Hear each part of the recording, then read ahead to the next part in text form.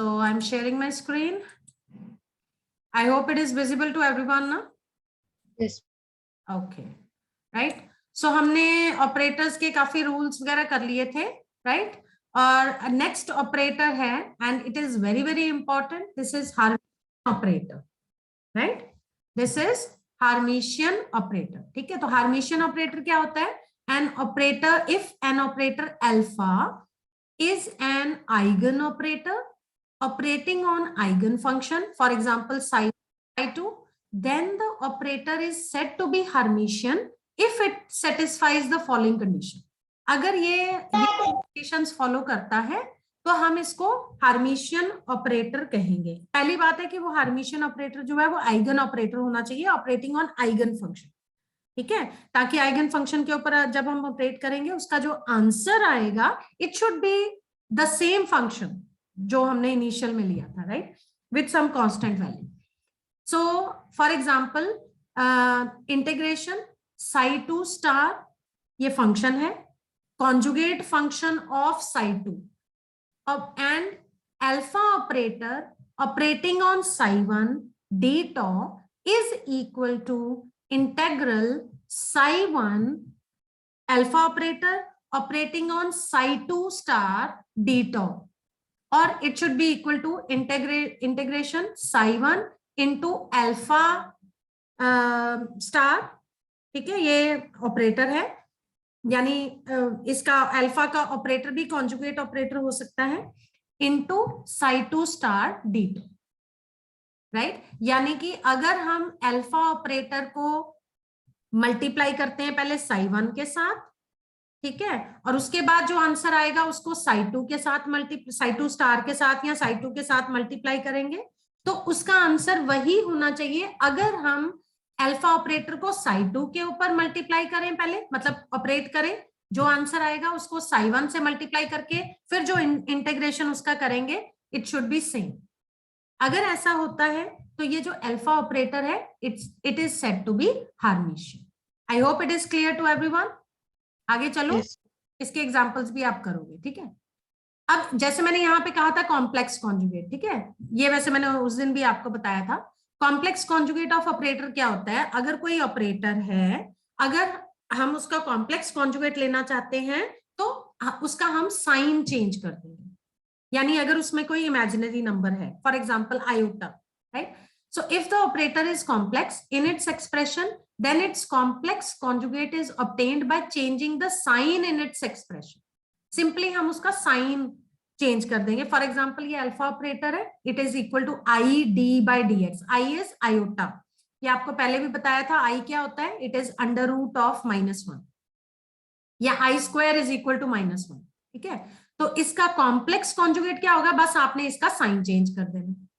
तो अगर ये पॉजिटिव में है तो ये नेगेटिव में आ जाएगा, -I d by dx. I hope it is clear up to this. इतना क्लियर है? क्लियर है बेटा? Yes. ओके, चलिए.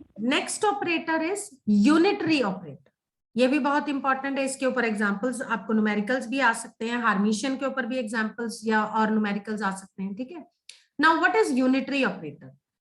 N eigen operator is said to be unitary if it operates on eigen functions psi1 and psi2 and follows this identity या follows this rule.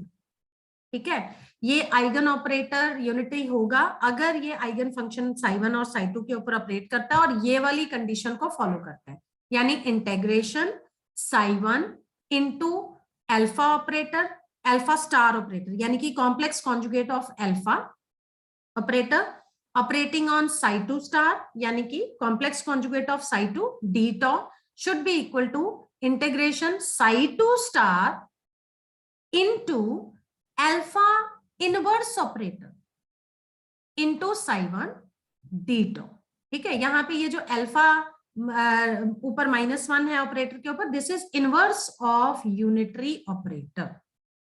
ठीक है, अगर ये कंडीशन फॉलो करता है, अगर ये वाली कंडीशन ये ऑपरेटर फॉलो करता है, राइट, और अगर हम ऐसे इंटीग्रेशन करेंगे दो फंक्शन psi1 और psi2 के ऊपर और उनका आंसर अगर सेम आएगा इस कंडीशन को ओबे करने के बाद, that means that operator is unitary operator.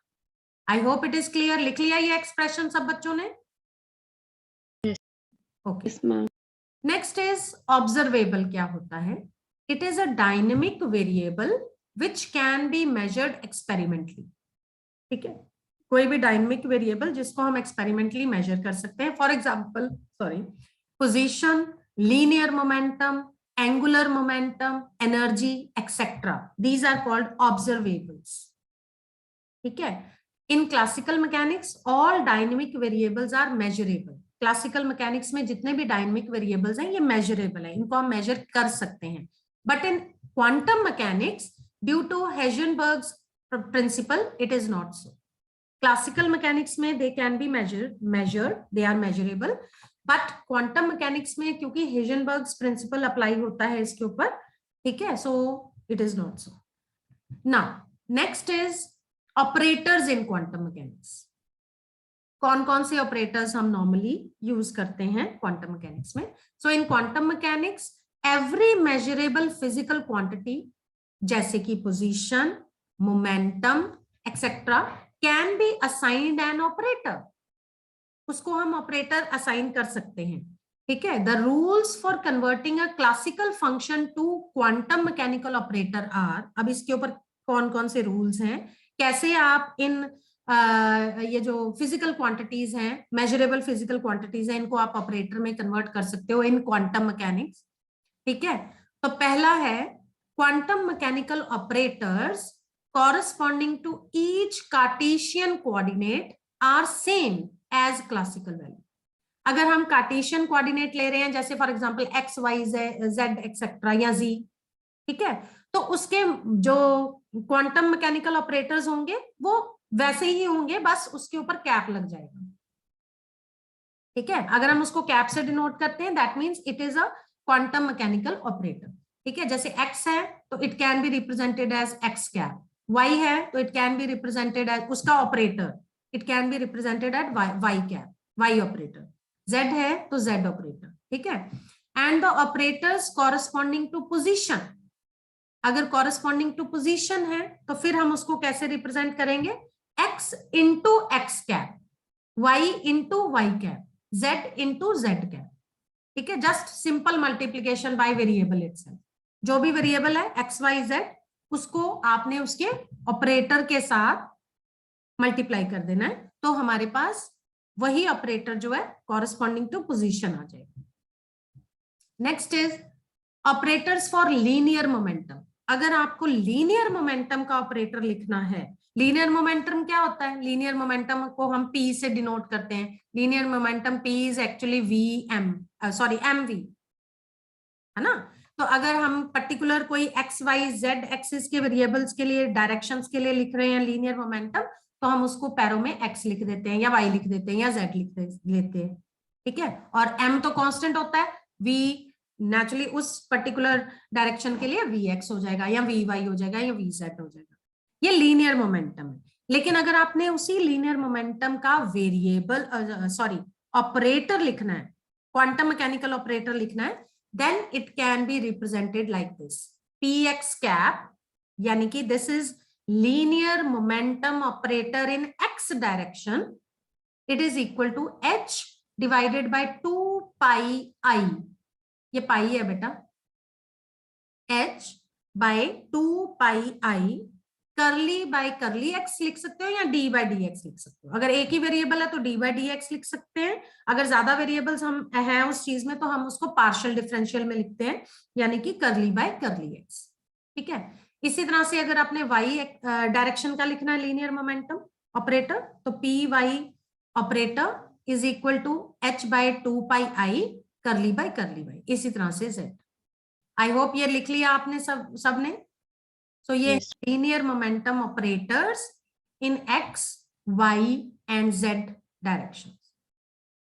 ठीक है, next is operator for energy. अब नेचुरली अगर आपको एनर्जी से रिलेटेड कोई क्वेश्चंस आएंगे तो हमें एनर्जी, क्वांटम मैकेनिकल मैकेनिक्स कर रहे हैं तो हमें एनर्जी ऑपरेटर चाहिए। सो ऑपरेटर फॉर एनर्जी क्या है? Classical expression for total energy of a single particle of mass m is called Hamiltonian operator. ठीक है, अगर हमने क्लासिकल एक्सप्रेशन लिखना है टोटल एनर्जी का किसी सिंगल पार्टिकल के लिए हैविंग मास m, तो उसको हम हैमिल्टोनियन ऑपरेटर कहते हैं, यानी कि H is equal to T plus V. T क्या है? T is kinetic energy, V is potential energy. ये आप लोगों ने श्रोडिंगर वेव इक्वेशन में भी किया हुआ है, राइट? टी क्या है? Kinetic, T is kinetic energy, V is potential energy, right? So total energy of the system, of that one particle system, is given by Hamiltonian. ठीक है, Hamiltonian operator भी हम इसको बोलेंगे। So H is equal to T plus V। Classical mechanics में हम ऐसे लिखते हैं। तो T क्या हो गया? 1/2 mv square plus V, capital V is potential energy, so it can be written like this, 1/2 m square v square by m। यानी क्या किया हमने? इस एक्सप्रेशन में m से मल्टीप्लाई कर दिया, m से डिवाइड कर दिया।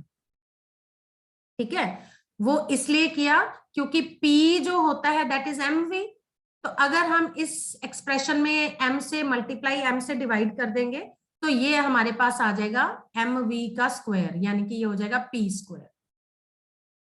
ठीक है, तो यहां पे हम इसको p स्क्वायर से रिप्लेस कर देंगे, right? So therefore Hamiltonian H, यहाँ पे ऑपरेटर नहीं बोलेंगे क्योंकि अभी ऑपरेटर का कैप नहीं लगा। So it is equal to P2/2m plus V। I hope it is clear. ठीक है, तो यहाँ पे ये टोटल एनर्जी जो है in classical mechanics it is given by this relationship. लेकिन अगर हमने क्वांटम मैकेनिकल ऑपरेटर की फॉर्म में करना है, यानी क्वांटम मैकेनिक्स में बात करनी है, then it will be a Hamiltonian operator, फिर H कैप आ जाएगा, which is represented as 1/2m h/2 pi I curly by curly x whole square plus vx। अब कोई मुझे बताएगा ये कहां से आया? What is this? Potential linear momentum. हाँ, ये लीनियर मोमेंटम ऑपरेटर है जो हमने अभी ऊपर किया था। क्योंकि यहाँ पे इस क्लासिकल मैकेनिक में, यहाँ पे देखो क्लासिकल मैकेनिक्स एक्सप्रेशन में यहाँ पे p है ना, p स्क्वायर। तो अगर आप हैमिल्टोनियन भी ऑपरेटर बना रहे हो, क्वांटम मैकेनिकल ऑपरेटर, तो नेचुरली यहाँ पे p का भी लीनियर मोमेंटम ऑपरेटर आएगा जो हमने अभी ऊपर निकाला था, ये रहा, ये वाला। तो x एक्सिस डायरेक्शन में ले रहे हो तो x वाला लेना है, y वाला ले रहे हो तो y वाला लेना है, z वाला ले रहे हो तो z वाला लेना है। ठीक है, सो ये एक्सप्रेशन हमारे पास आ गया। So Hamiltonian operator H cap is equal to 1/2m, ये 1/2m एज सच रहेगा, p स्क्वायर की जगह पे आपने उसका लीनियर मोमेंटम ऑपरेटर लिखना है, that is h/2 pi I curly by curly x whole square plus vx। ठीक है, फिर नेचुरली हम इसको थोड़ा खोल देंगे एक्सप्रेशन को, इसको हमने मल्टीप्लाई कर दिया, ठीक है, और स्क्वायर कर दिया, तो ये हमारे पास आ गया Hamiltonian operator is equal to minus h square divided by, ये मल्टीप्लाई हो जाएगा स्क्वायर करने के बाद, 8 pi square m curly square by curly x square plus vx। So this is the Hamiltonian operator in quantum mechanics, right?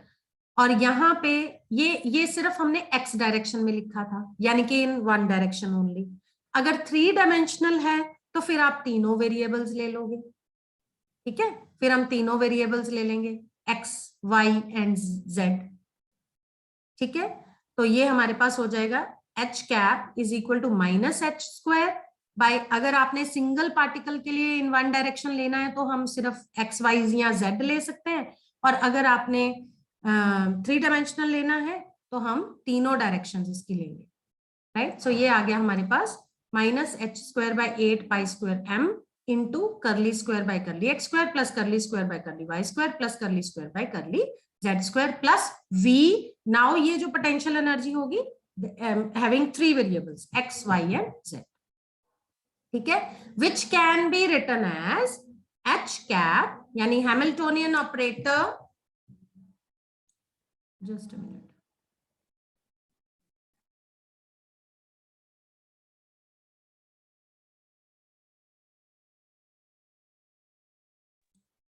so यहाँ पे ये जो है this is actually equal to del square, and what is del square? That is Laplacian operator। ठीक है, so del, यहाँ पे एक और ऑपरेटर नेचुरली हैमिल्टोनियन में आ गया, right? so del square is Laplacian operator। So del square is equal to curly square by curly x square plus curly square by curly y square plus curly square by curly z square. हाँ, इतना clear है? इतना clear हो गया बेटा? हाँ जी, कुछ repeat करो। आपने माइनस लगाना वो क्यों लगा? I am not getting you, क्या कह रहे हो आप? मैम आपने एक्सप्रेशन में एक्स के आगे माइनस लगाया था ना? Sorry, I am not getting you, आपकी वॉइस क्लियर नहीं है मेरे को, दोबारा बोलो। सो चौथा क्वांटम मैकेनिकल ऑपरेटर्स का रूल है operator for angular momentum. Naturally अगर आपने अब क्वांटम मैकेनिक्स में एंगुलर मोमेंटम यूज करना है तो हम उसका एंगुलर मोमेंटम ऑपरेटर लेंगे, ठीक है, सिंपल एंगुलर मोमेंटम नहीं लेंगे, right. So for a single particle moving around a fixed point the angular momentum is given by this, ठीक है। सपोज कोई पार्टिकल है, वो किसी फिक्स्ड पॉइंट के आस, सपोज यहाँ पे कोई पार्टिकल है, वो इस फिक्स्ड पॉइंट के आसपास रिवॉल्व कर रहा है, घूम रहा है ना, गोल गोल घूम रहा है, तो उसके नेचुरली उसमें क्रिएट होगी मैग्नेटिक मोमेंट क्रिएट होगी, तो जिसकी वजह से होता है एंगुलर मोमेंटम, ठीक है। तो एंगुलर मोमेंटम जो है ये वेक्टर क्वांटिटी है, ठीक है। सो इसीलिए हम इसको एल एरो के साथ लिखते हैं। So this is L, right, यानी कि vector quantity of L which is equal to R into P. R is distance, P is linear momentum. Actually angular momentum को क्वांटम क्लासिकल मैकेनिक्स में हम represent करते हैं विद ओमेगा, और linear momentum होता है mv। तो जब हम mv के साथ r भी मल्टीप्लाई कर देंगे, r इज दिस रेडियस, ये जो रेडियस है जिस सर्कुलर मोशन में वो रिवॉल्व कर रहा है, ठीक है। तो लीनियर मोमेंटम के साथ जब आप r मल्टीप्लाई कर देते हो वो एंगुलर मोमेंटम हो जाता है, क्योंकि वो वेक्टर क्वांटिटी है, तो it can be represented like this, L vector which is equal to R vector into P vector, ठीक है। अब ये जो R वेक्टर है, ठीक है, ये क्या होता है, this is actually equal to I operator operating on X plus J operating on Y plus K operator operating on Z, ठीक है। इसी तरह से हम लीनियर मोमेंटम वेक्टर को लिखेंगे, that is I operator operating on px plus j operator operating on py plus k operator operating on pz, ठीक है, where I cap, j cap, k cap are called unit vectors, इनको हम unit vectors कहते हैं, ठीक है। And r जो है this is radius vector from a fixed point, जैसे मैंने बताया अगर ये फिक्स्ड पॉइंट है तो यहां से लेके जहां तक वो पार्टिकल है जो रिवॉल्व कर रहा है around a fixed point, that is r vector. And p vector is linear momentum vector. I hope आप लोगों को ये चीज क्लियर होनी चाहिए कि कहाँ हमने एरो लगाना है, कहाँ हमने कैप लगाना है। क्लियर है ना, इतना पता लगा, ये लिख लिया आप लोगों ने, ठीक है। So angular momentum vector is equal to r vector into p vector. R vector किसके बराबर है, i x plus j x j y plus k z, जिसमें आई जे और के क्या है, यूनिट वेक्टर्स, ठीक है, जिनको हम कैप से रिप्रेजेंट करेंगे, राइट। सो ये जो एल वेक्टर है यानी एंगुलर मोमेंटम वेक्टर है, it can be represented in quadrant form, इसको क्या कहते हैं, हाँ क्वाड्रेंट ही कहते हैं, ठीक है। So it can be represented like this, i j k x Y z and p x p y p z. फिर हम इसको सॉल्व करेंगे इस क्वाड्रेंट को। So this is 3x3 quadrant. I hope मैं सही बोल रही हूँ ना, नॉन मेडिकल स्टूडेंट्स, क्वाड्रेंट ही बोलते हैं ना इसको, है ना, एक मैट्रिक्स होते हैं, एक क्वाड्रेंट्स होते हैं, ठीक है। सो एल अब कैसे करना है, अगर ये 3x3, हाँ ठीक है, ठीक बोल रही हूँ मैं, हेलो मैम डिटर्मिनेंट सॉल्व करते हैं इसका। हाँ क्वाड्रेंट नहीं बोलते, वही इसीलिए पूछ रही थी। Determinant, yes this is determinant, sorry this is determinant, तभी मैं कह रही थी मैं कुछ गलत बोल रही हूँ। Yes, so this is 3x3 determinant, ठीक है।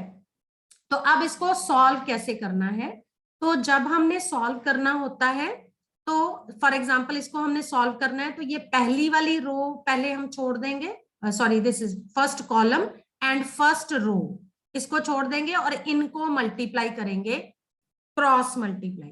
तो ये यहाँ पे हो गया y into P Z minus P Y into Z, ठीक है, इंटू आई ऑपरेटर इसके साथ, ठीक है। इसी तरह से फिर सेकंड हमने करना है, तो नेक्स्ट करना है तो अब ये वाला कॉलम छोड़ देंगे और ये वाली रो छोड़ देंगे, ठीक है। तो ये हमारे पास आ जाएगा और फिर क्रॉस मल्टीप्लाई करेंगे, ठीक है, ऐसे ही करते होते हैं ना। तो ये आ गया हमारे पास x, नहीं ये वाली रो नहीं छोड़ेंगे, ये वाला कॉलम छोड़ेंगे और ये वाली रो छोड़ेंगे। So x into P Z minus p x into z into j, right. फिर इसी तरह से तीसरा वाला करेंगे x into p y, right, फिर ये वाला छोड़ देंगे, ये वाला, तो इसको इससे मल्टीप्लाई और इसको इससे multiply, cross multiply. So x p y minus p x y k, right. So replace p by quantum mechanical operator and operator for components of angular momentum, अगर हम इसको कर दें, and it is given by lx, x लेना है यहाँ पे, नहीं x नहीं, l vector which is equal to y h by 2 pi I, जहां जहां पे अब लीनियर मोमेंटम था तो उसको अब हम लीनियर मोमेंटम ऑपरेटर से रिप्लेस कर देंगे, ठीक है।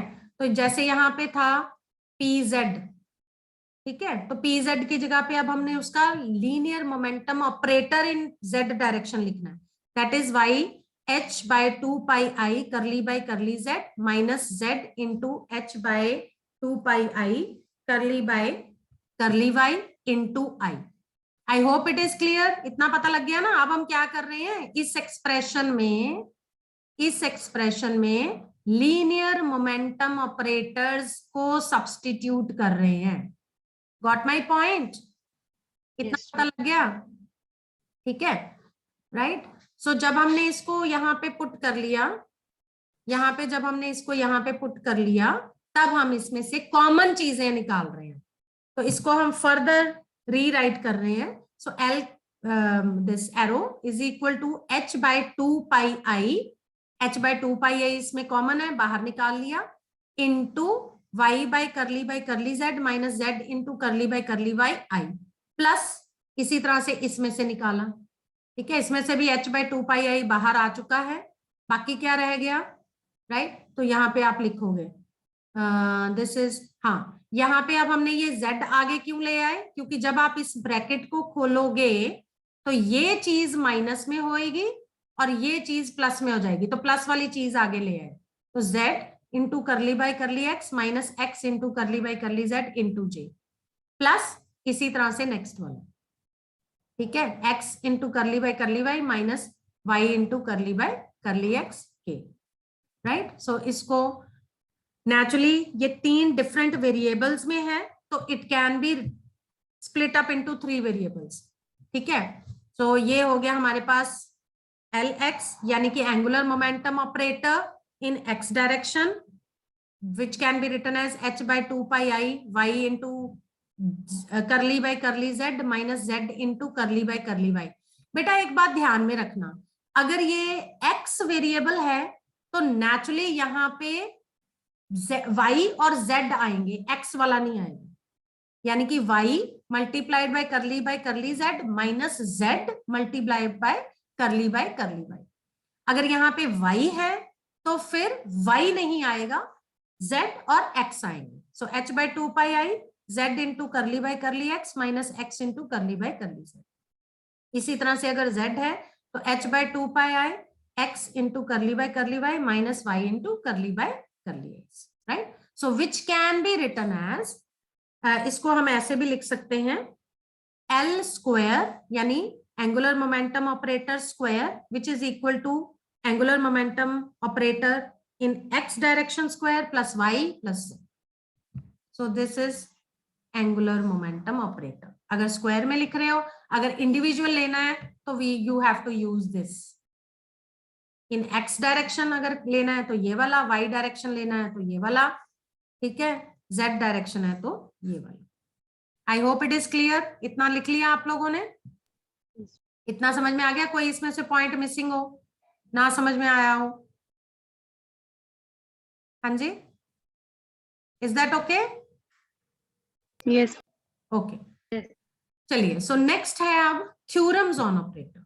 तो ऑपरेटर के ऊपर थ्योरम्स भी हैं, ये आपको आ सकती हैं और आपने इनको प्रूव करके भी दिखाना होता है, ठीक है।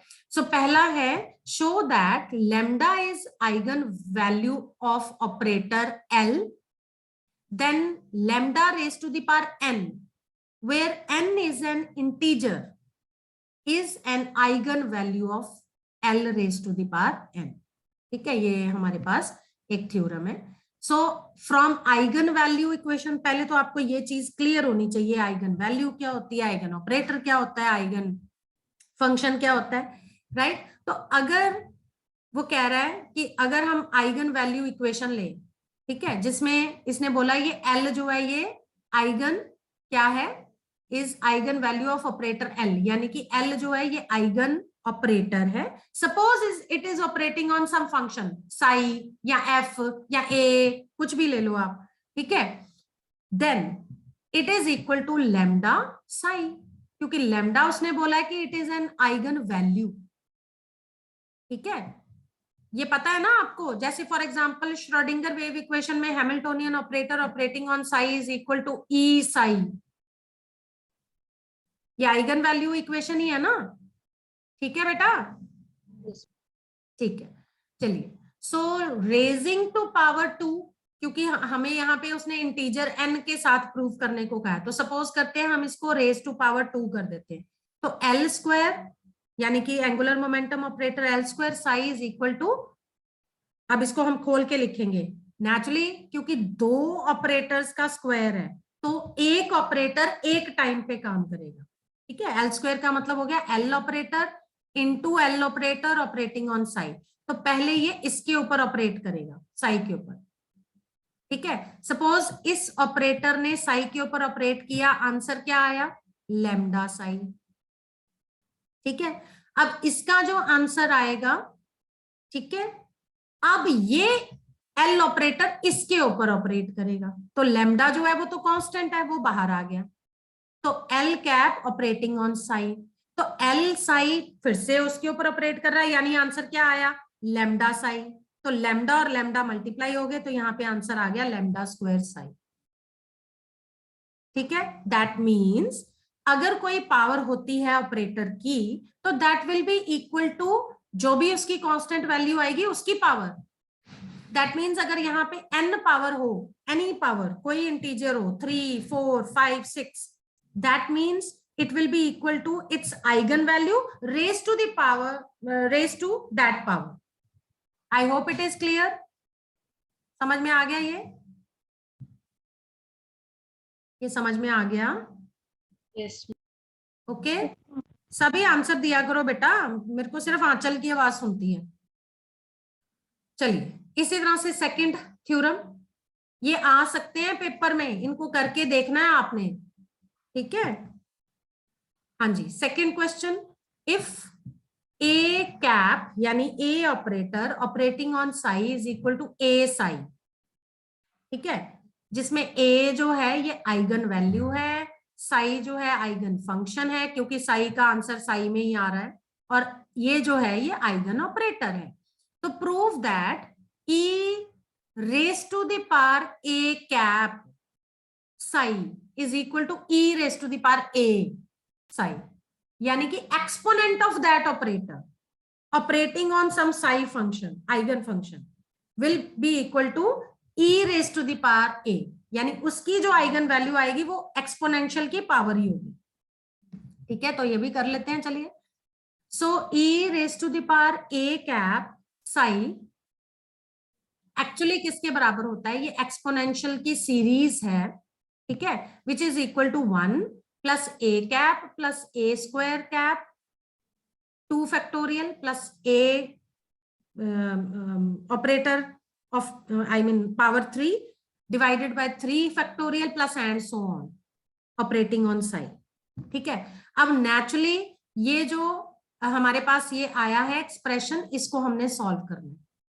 तो पहले ना इसको आप ब्रैकेट को खोलोगे और साई को सारे के साथ मल्टीप्लाई कर दोगे। साई इसके साथ 1 के साथ मल्टीप्लाई हुआ तो साई आ गया, प्लस साई ए के साथ मल्टीप्लाई हुआ ए साई, ए ऑपरेटर साई, ठीक है। प्लस इसी तरह से ये इसके साथ मल्टीप्लाई होगा तो ये आ गया a square cap psi divided by 2 factorial plus and so.